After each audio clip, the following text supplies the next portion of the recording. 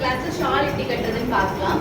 So எல்லா பரதநாட்டியம் ஸ்டூடெண்ட்ஸ்க்கும் இருக்கிற doubt வந்து ஷால் எப்படி கட்டுறது, ஏன்னா அது வந்து ஆடும்போது ஒன்று மிஸ்பிளேஸ் ஆகிடுது. ஸோ அதை இன்னைக்கு எப்படின்னு பார்க்கலாம். ஸோ ஷால் ஃபஸ்ட்டு ஈவனாக கரெக்டாக இருக்கான்னு பார்த்துக்கோங்க. இந்த மாதிரி எடுத்துக்கோங்க. எடுத்துட்டு ஸோ ரைட் சைடில் போடக்கூடாது, லெஃப்ட் சைடில் தான் போடணும். இது வந்து நிறைய ஸ்வீட்லாம் எடுப்பாங்க. நம்ம சும்மா எடுத்துட்டாலே போதும், ஸ்வீட் மாதிரி கிடக்கும். ஸோ கரெக்டாக இந்த சைடில் வந்து கரெக்டாக இங்கே இருக்கணும். ஓகேவா? நம்ம எதுக்கு ஷால் போடுறோம், ஃபுல்லாக கவர் ஆகணும். நம்ம கீழே குனிஞ்செல்லாம் பண்ணுறோம். ஸோ கவர் ஆகிறது தான். இப்போ ஃபர்ஸ்ட் நம்ம இந்த சைட் கவர் ஆகலான்னு பார்க்கணும்.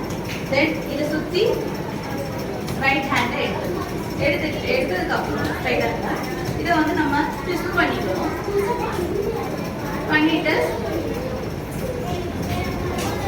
இந்த மாதிரி திருப்பி எடுத்துக்கணும். திருப்பியும் ஏன்னா இவங்களோட ஷார்ட் கொஞ்சம் லென்த்தியா இருக்கு, அதனால நம்ம இதை 2 ட்விஸ்ட் எடுத்துக்கணும், இல்லைன்னா சிங்கிள் ட்விஸ்டே பண்ணலாம்.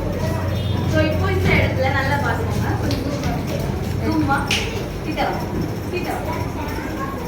ஸோ இந்த இடத்துல நம்ம இப்போ என்ன பண்ண போறோம்னா இதை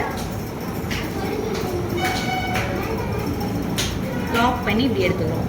எடுத்து ஸோ டைட்டாக இருக்கா? பேக் பண்ணணும்.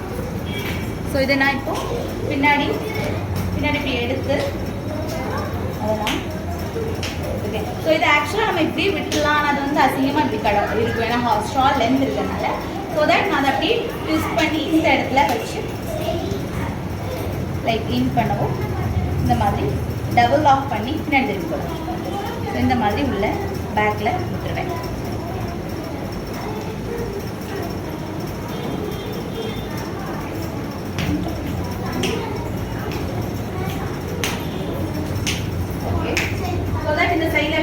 ஸ்டூடெண்ட்ஸ் நிறைய பேர் பின்லாம் பண்ணிட்டு வருவாங்க, அந்த மாதிரி எதுவுமே தேவை கிடையாது. இது ரொம்ப கிரிப்பா இருக்கும். இப்போ நாட்டளவு சுத்தூர் மணி கட்டா